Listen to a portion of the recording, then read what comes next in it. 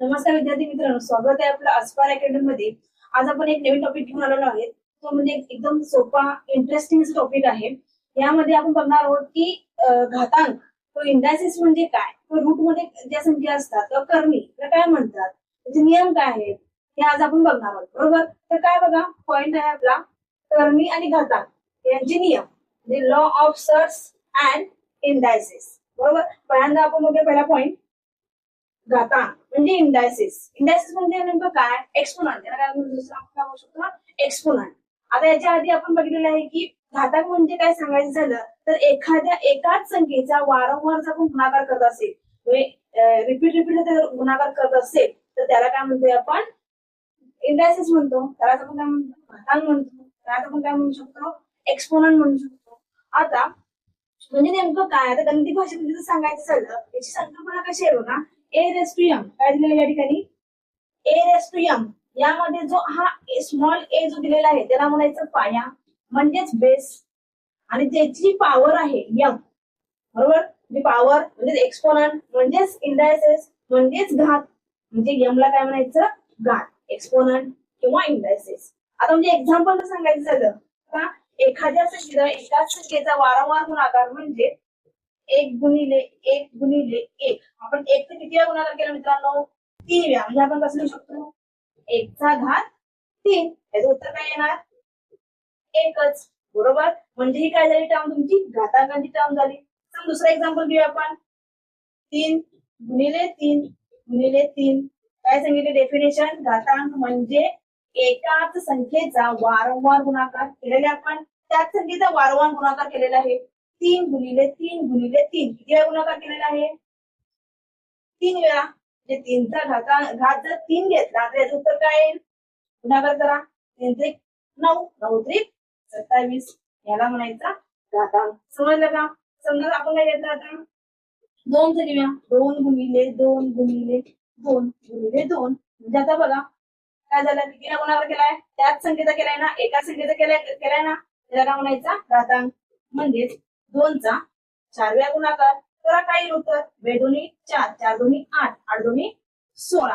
आता यामध्ये जे आपण घात मध्ये लिहिलेला आहे, हा जो एक आहे याला म्हणायचा पाया म्हणजेच बेस, आणि हा जो 3 दिलेला आहे पॉवर मध्ये किंवा एक्सपोनंट मध्ये त्याला म्हणायचं घात, घातांक। बरोबर, आता याच्यामध्ये काय सांगू शकाल तुम्ही, द बेस काय असू शकेल, 3। बरोबर, पाया काय असणार आहे, हा असेल पाया, हा काय असणार आहे, घात।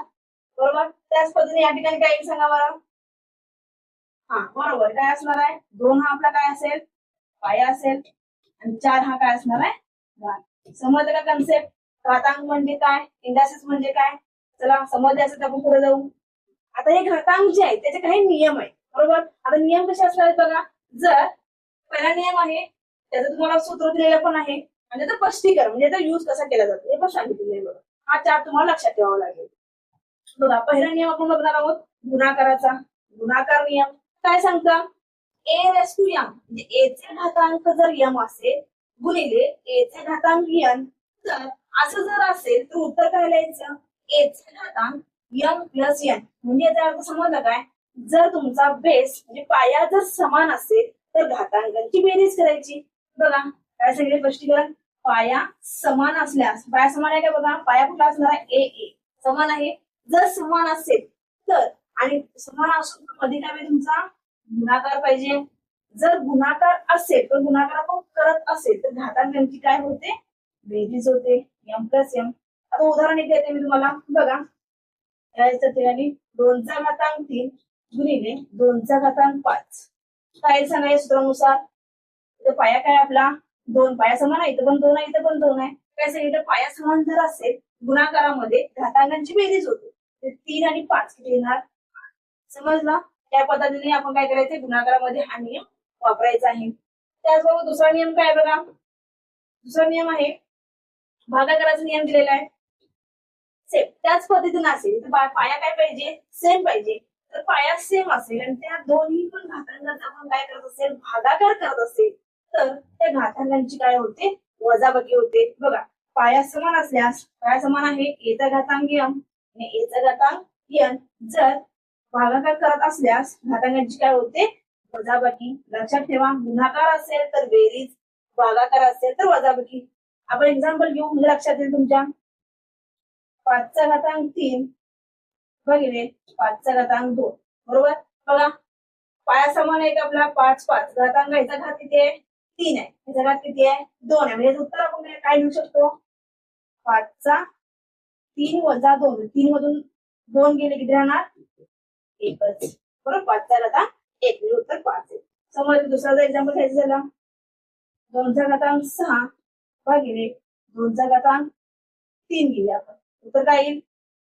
2^6 वजा 3 म्हणजेच 2^6 मधून 3 गेले 3. समजला. जर भागाकार असेल तर या पद्धतीने तुम्ही काय करायचंय? ते एक्झाम्पल सॉल्व्ह करायचंय. ठीक आहे. चला तिसरा नियम आपण बघू. आता नियम दिलेला आहे घातांक. घातांकाचा नियम. जर घाताचा घात असेल तर a⁻m म्हणजे a m आणि परत त्याचा घात दिलेला आहे n असा असेल तर त्या दोन जे घातांक आहेत त्यांची गुणाकार होतो. बघा घाताचा पुन्हा घात असल्यास दोन्ही घातांचा गुणाकार करायचा. समजा उदाहरण घेऊया आपण 5^3 परत त्याचा घातांक 2. उत्तर काय येईल मित्रांनो? सांगा बरं या सूत्रानुसार काय येणार? 5^3 गुणिले 2 येणार 6 येईल. समजलं का? अजून एक घेऊया आपण 4^3 त्याचा घात 5. म्हणजे उत्तर काय लिहू शकतो आपण? घाताचा घात आहे म्हणजे काय करायचा? घातांचा गुणाकार. 5×3 = 15. समजलं. या पद्धती आपले किती नियम झाले? गुणाकार, भागाकार आणि घातांक. गुणाकार असेल तर काय करायची? घातांची बेरीज. भागाकार असेल तर घातांचा काय करायचा? वजाबाकी. आणि घाताचा घात असेल तर काय? घातांचा गुणाकार करायचे. हे 3 नियम समजले असतील का? समजले असेल आपण पुढे जाऊ. ठीक आहे. बघा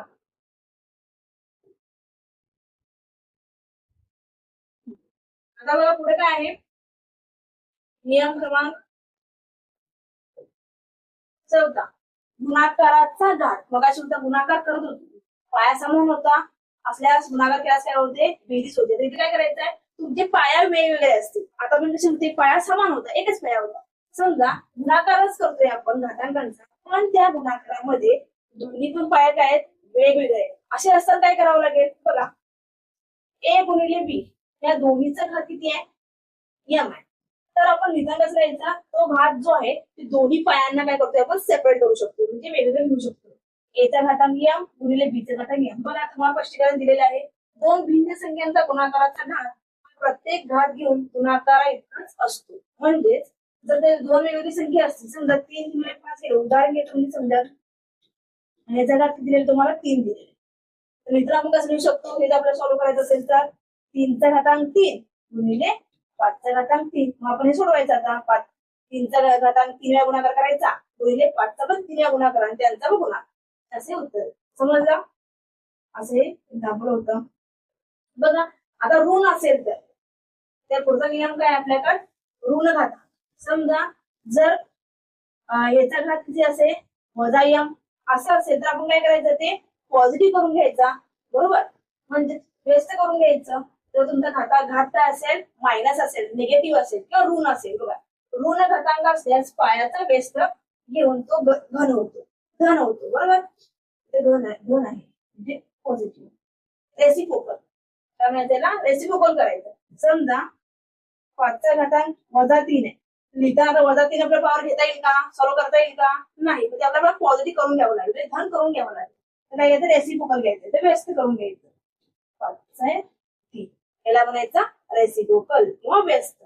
मग आपण सॉल्व्ह करायचं. समजा परत दुसरं एक्झाम्पल दिलं 7चा घातांक -4. तर काय करून घ्यायचं? धन करून घ्यायचं. 1/714 म्हणजे आपण सॉल्व्ह करायचं. समजलं का? ऋण घातांक म्हणजे काय? त्यानंतर आपण पुढचा बघू. पुढचा आहे सगळ्यात सोपा, शून्य घातांक. नियम काय सांगितला? शून्य घातांक. कोणत्याही संख्येचा घातांक 0 असेल त्याचं उत्तर 1 येईल. काय येतं? 1. बघा शून्य तर कोणत्याही संख्येचा 0 असेल, घात 0 असल्यास त्याचे मूल्य नेहमी 1 असते. लक्षात ठेवा. म्हणजे तुमचा पाया काही पण असेल, समजा 555 घातांक 0 असेल तर उत्तर काय लिहायचं? 1च लिहायचं. लक्षात ठेवा हे. बरोबर. त्यानंतर समजा 27चा 0 घ्यायचा आहे तर काय येईल? 1च. लक्षात ठेवायचं तुम्हाला. जर घातांक 0 असेल व घात 0 असेल तर त्याचं उत्तर नेहमी एकच येतं. बरोबर. ठीक आहे, पुढे जाऊ. बघा शेवट आपला काय आहे, कर्णी संबंध. कर्णी म्हणजे ते वर्गमूळ म्हणजे हे जे चिन्ह आहे त्याला म्हणतो आपण कर्णी, ते आपण पुढे बघणारच आहोत.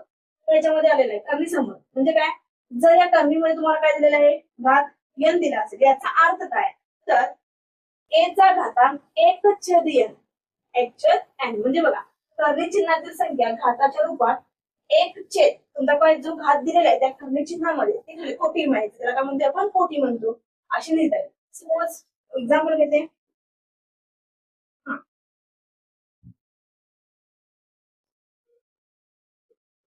कर्णी घातांमध्ये 3, तर ते कसं असल्याचं उत्तर काय असू शकेल, त्या नियमानुसार किंवा या सूत्रानुसार काय येणार, 5चा घातांक 1/3.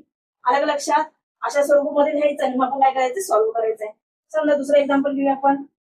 2चा घातांक नाही, 2चा वर्गमूळामध्ये 5 म्हणजे उत्तर ते येणार 2चा घात 1/5. समजलं. जर कर्णी रूपामध्ये असेल तर 1 जे कर्णीमध्ये जी संख्या दिलेली आहे ती लिहायचं.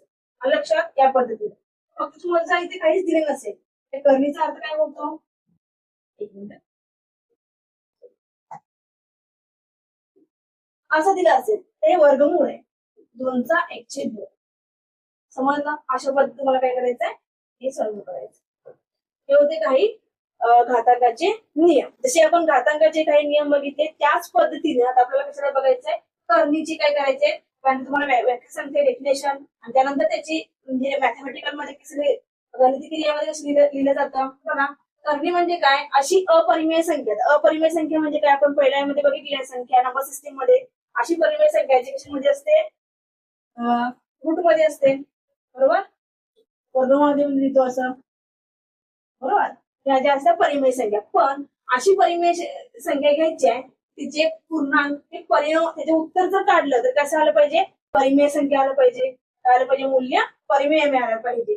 त्यालाच आपण काय म्हणू शकतो, कर्णी म्हणू शकतो. बघा गणिती भाषेमध्ये जर सांगायचं झालं तर वर्गमूळात किंवा कर्णी याला काय म्हणायचं, कर्णी चिन्हामध्ये ए आहे, याचं घातांक n. म्हणजे हे जे चिन्ह आहे वर्गमूळासारखं दिसतं त्याला म्हणायचं कर्णी चिन्ह. काय म्हणायचं, कर्णी चिन्ह. आणि n ही काय त्याची कर्णी आहे. काय आहे, कर्णी आहे म्हणजे कोटी, ऑर्डर. बरोबर. आणि ए हा कर्णीस्थ म्हणजे रॅडियंट आहे. बरोबर. आता समजा एक्झाम्पल घेऊया.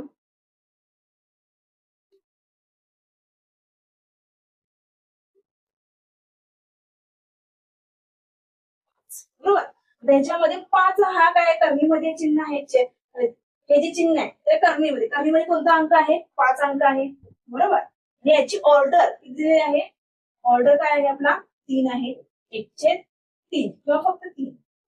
अशा पद्धतीने यांनी त्याची काय असेल, ऑर्डर असेल. समजलं. अशा पद्धतीने हा कर्णी संबंध आहे.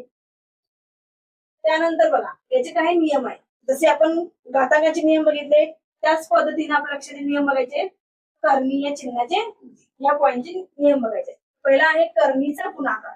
जर कर्णीमध्ये तुमचा ए जी पायागा असणार कर्णी n असेल गुणिले कर्णी चिन्हामध्ये बी असं जर असेल तर कर्णी चिन्हामध्ये ए गुणिले बी म्हणजे हा सेम आहे, तुमचा जो असेल काय सेम आहे. इथे n आहे, इथे n आहे, तर असं कसं लिहू शकतो आपण, चिन्हामध्ये ए गुणिले बी म्हणजे कोटी समान असल्यास. समजा हे असं असतं 3 5 गुणिले 2 3, ते लिहू शकेल का आपण, नाही लिहू शकणार. कारण इथे काय सांगितलंय, जर तुमचं कोटी समान असेल तरच हा नियम लागू होतो. बरोबर. म्हणजे इथं कसं पाहिजे होतं, इथं पण किती पाहिजे होता, 3च पाहिजे होता. बरोबर. म्हणजे काय लिहिलं असतं, कोटी मध्ये काय असतं 5 गुणिले 3. समजलं. असा हा त्याचा पहिला नियम आहे गुणाकाराचा. सेम भागाकारचा काय आहे बघा. जर कर्णीचा आपल्याला काय करायचं असेल, भागाकार करायचा असेल तर बघा कोटी किती आहे n, ए भागिले कोटी n भागिले बी. बरोबर. कर्णी चिन्हामध्ये ए भागिले बी म्हणजे काय करायचं, थोडक्यात जी आपली कोटी दिलेली असते ती समान असेल तर ते दोन्ही पण संख्येना एकच घ्यायची. दोन्ही पण संख्येना एकच. बघा कोटी समान असल्यास कर्णीस्थानाचा भागाकार एकाच कर्णी चिन्हात करता येतो. दोन्ही पण कर्णी चिन्ह एकच आहे. समजलं. अशा पद्धतीने. समजा जर तिसरा आहे कर्णीचा घात. जसं घातांकाचा घात होतं तसं करणीचा घात जर काय असेल करणीमध्ये यन आणि त्याचा परत यन असेल तर काय होतं कर्ण चिन्ह निघून जातं फक्त त्या कर्ण चिन्हामध्ये जी काही संख्या असेल ती आपली राहते बरोबर ए राहील म्हणजे समजा 3 आणि याचा घातांक 3 असेल तर या 3ला हा 3 पूर्ण निघून जाईल फक्त उत्तर काय येणार 5 उत्तर येईल समजलं असं हे कर्णी घाताचा नियम आहे त्यानंतर कर्णीची करणी जर करायची असेल तुमचा नियम आहे कर्णीची करणी म्हणजेच 2 वेगवेगळ्या करण्या दिल्या असतील 2 वेगवेगळ्या काय दिल्या असतील कोटी दिली असतील पहिली कोटी आहे कर्णी चिन्हामध्ये यम नंतर एन आहे दोन्हीचा बेस आपला काय आहे ए आहे तर त्या दोन्हींचा या दोन्ही कर्णींचा किंवा दोन्ही ह्या कोटींचा काय होतो गुणाकार यम गुणिले एन आणि काय होणार ते बघा एकाच कर्णीवर दुसरी करणी असल्यास दोन्ही कोटींचा गुणाकार एका करणीवर दुसरी करणी जर असेल तर दोन्हीचा काय करायचा गुणाकार करायचा हे तुम्हाला लक्षात ठेवावं लागेल ठीक आहे त्यानंतर बघा लास्ट काय आहे घातांक रूपांतर काय आहे घातांक रूपांतर बघा कर्णी चिन्हामध्ये ए रेस टू एम म्हणजे कर्णी चिन्हामध्ये तुम्हाला काय दिलेलं आहे घातांक रूपी काय दिलेली संख्या दिलेली आहे आणि त्याची कृती किती आहे एन असेल तर काय होणार फक्त आदला बदल होईल हे ऍज इज राहील फक्त एम हा बाहेर येईल बघा कर्णिस्थानचा घात हा संपूर्ण कर्णीचा घात म्हणून लिहिता येतो म्हणजेच ही जी जो तुमचा कर्णी दिलेला आहे त्याचा घात दिलेला आहे यम दिलेला आहे याचाच अर्थ काय होणार आहे समजा एक्झाम्पल जर घेतलं काय दिलं एक्झाम्पल 3 वर्गमुळात 5चा वर्ग बरोबर आता काय होणार आहे याचा अर्थ म्हणजे